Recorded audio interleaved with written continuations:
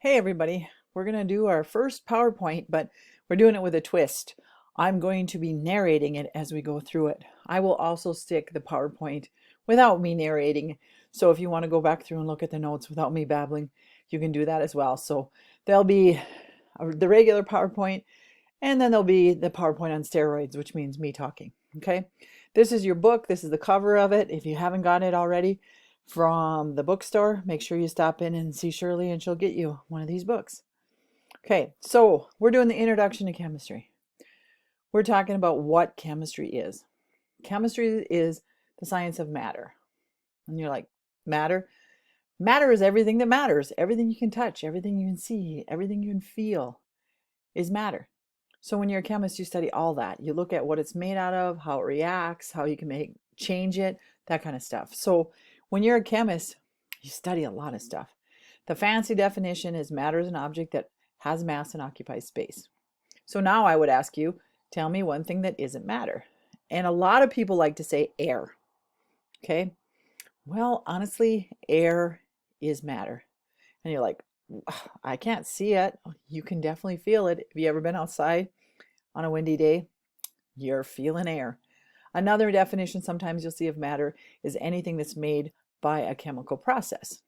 Um, so, all those things are, my favorite is if you buy a, like a bag of potato chips and it says all natural, no chemicals added. Well, if that's true, then when you open up that bag, it should be empty. And no air either, because air is made by a chemical process. So they need to be careful with their words, I guess.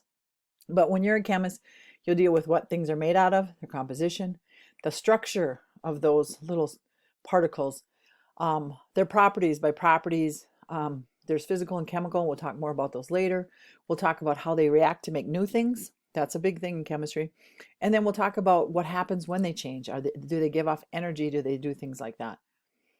If you're a chemist, actually, if you're any kind of scientist, actually any kind of person really, you're going to devise experiments. You're going to do those experiments. Then you're going to look at the information you collect. You're going to interpret that data. And then you're going to try to come up with new substances. There's a lot of chemists, like a pharmaceutical chemist, makes new drugs.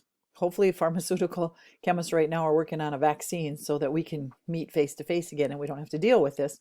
But there's all kinds of things that chemists can do as far as making new things.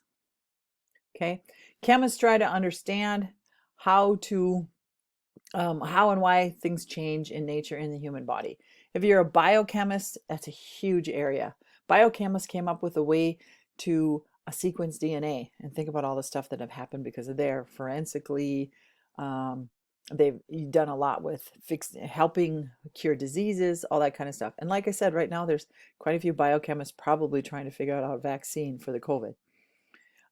If you're a chemist, you look at the big picture, the macroscopic world, which you can see with your eyes, and then you break it down and look at the little stuff.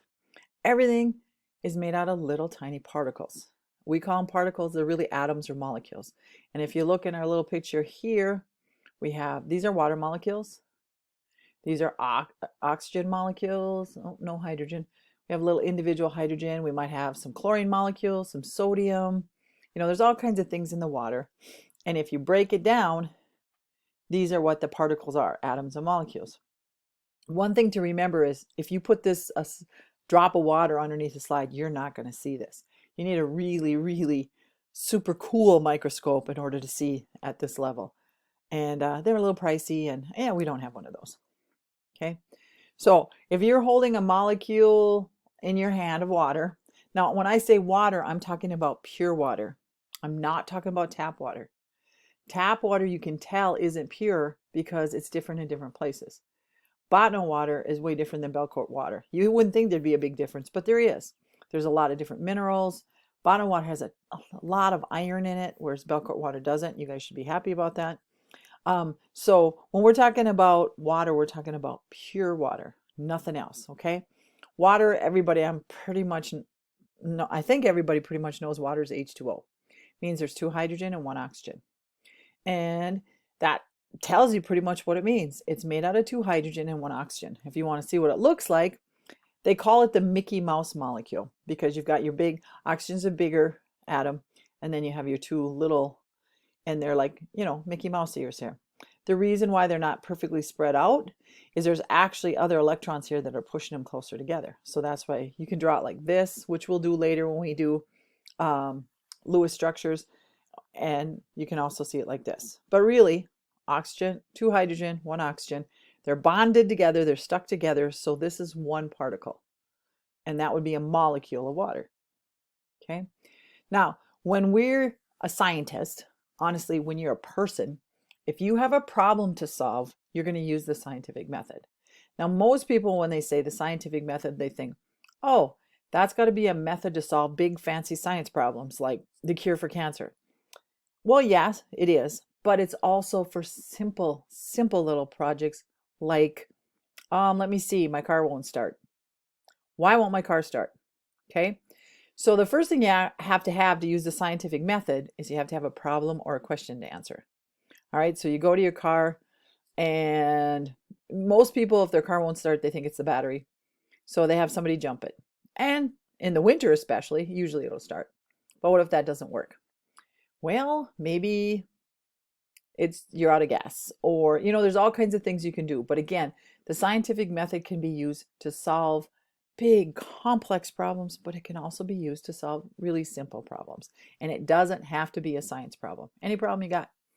So if you're going to use a scientific method, first thing, like I said, you have to have a problem or a question. So you want to do a little background. You want to try to think of some information that you can collect about your problem. Let's say anybody in the summertime get birds that fly into their windows. Well, normally they don't do that. They're pretty smart. But you see these birds smacking into the windows. And if they were my windows, it wouldn't be a problem because my windows are always dirty, so the birds would see them. But anyway, you're like trying to figure out, why are these birds doing this? So you look and you see that there's a bush with some berries on it. And the berries look a little off. Maybe they're darker, they're more ripe than usual or whatever. Well, then you got to start to think, well, I'm going to do some research on those berries to see if, you know, there's something going on with those berries. So you look for data that's going to help you with solve your problem. So once you've done a little background or whatever, got your information, now you're going to come up with a hypothesis. And most of the time when I ask people, what is a hypothesis? They say, it's a educated guess. Well, hopefully the educated came from up here. You did a research. Let's face it, most of the time when we want to answer a question now, we use the Google. The Google tells all. But you've used the Google and you've looked up a little things and you're, you know, trying to figure out what kind of bush it is. So now your hypothesis is the birds are flying into the windows because they're eating those berries that are kind of old and they fermented. And so basically the birds are drunk and they're smacking into the window. That's my hypothesis. Now, when you do a scientific hypothesis, what they call a formal hypothesis, you always write it as if and then. Okay. If the berries are fermenting, then when the birds eat them, it'll cause them to get drunk. Or you could say, if eating berries causes the birds to get drunk, then the more berries they eat, the drunker they'll get, or, you know, stuff like that. So if and then is really important when you're writing hypothesis. Okay, and once you got a hypothesis, if you've written a good hypothesis, then you can do an experiment to test your hypothesis. Okay, and when you test your hypothesis, again, it has to be, the experiment has to test the hypothesis. If my hypothesis is the birds are eating these berries that are fermented and they have alcohol in them, well, I'm going to take these berries and I'm going to break them down and I'm going to look at them and see if there's really alcohol going on. I don't recommend that you just eat a bunch of berries and see if you get drunk. I mean, we don't know if they're good for you or not. And I don't want you running into the windows either. But, you know, there's experiments. You want to do something that relates to your hypothesis, okay? You don't want to say, well, the birds are smacking into the windows and you think it's because of the berries. And then you do an experiment to see if the berries will harm a frog or something like that. You know, it has to, your experiment has to test your hypothesis. So that's important too. Okay. If you're wrong, you can modify your hypothesis. That's what's really nice about a hypothesis. It's your guess and you can be wrong. It's fine. Then you just go back and modify it and start all over again. So once you're done testing your hypothesis, you look at your information you collected. It was like, oh, the berries don't have any alcohol in them. I don't know what's going on. And again, come up with another hypothesis. The birds are flying into windows because those windows are just way too clean, or there's the sun reflecting in them and they're only hitting at a certain time when they can't see, or, something like that. Okay. If you have a hypothesis that you continually prove to be true, then you can come up with what they call a theory. And I'm sure you guys have heard of some theories. There's been theories that have been disproved. My favorite is the theory of spontaneous generation. They used to think that things could just, appear out from nowhere. Like when it rains, worms must come from rain, because after a good rain, there's worms all over the ground. They didn't realize that the soil was soaked and the worms didn't have any place to live. But that one was one that was proven wrong. So theories can still be proven wrong.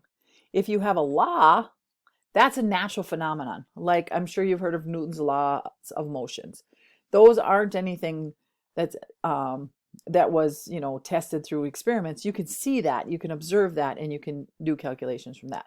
So a theory can be changed, but not a law. Okay. When we talk about matter, again, remember when you're a chemist, you study matter. It's both big and small, but really it all comes down to little tiny particles, and the particles are atoms, and that's what makes up pretty much everything. Okay. Here's a great picture where you can see this is a scanning tunneling microscope, and it has the atoms right there. Well, again, we don't have one of those, but when you're talking about matter, we know that there's 3 physical states: solid, liquid, gas. I'm sure you guys have heard of these. Probably got them when I got about 3rd grade. But really, how close the particles are, how close the atoms or the molecules are, determines what phase they're in. A solid has definite shape and volume.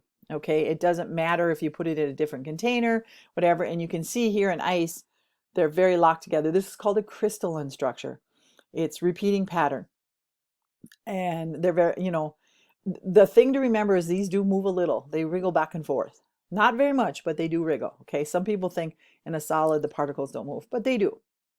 Okay, we also have solids that they're solids, but they can change their shape. They're called amorphous solids. Wax is an example. Silly putty, everybody's favorite, slime. Those are solids, but they can change their shape. So what happens is their patterns aren't regular. So there's play in there. There's give to them. Okay. A liquid is taking the particles, basically giving them a little bit of energy so they spread out a little bit. So they're not quite as strongly held together. They're not super far apart, but they can move around more freely. They can slide across each other, and that's why you can pour a liquid. Okay, so here you can see the last one, they were right next to each other, staying together. That was a solid. Spread them apart a little bit, break up those little bonds, and now you got yourself a liquid. Okay, and then a gas, and gases are really cool. We're going to spend a whole unit on gases, actually. But gases the particles don't like each other. They want to move as far apart from each other as possible. That's what these guys do.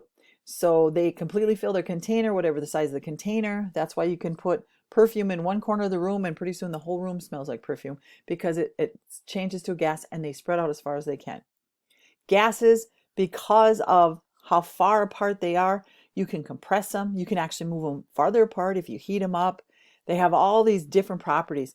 Gases and liquids are very similar to each other.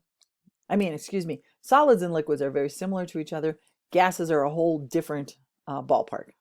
Okay, so they don't really have the attractive forces to hold them together, with the gases. So that's why they spread apart so far. They have special laws just for gases.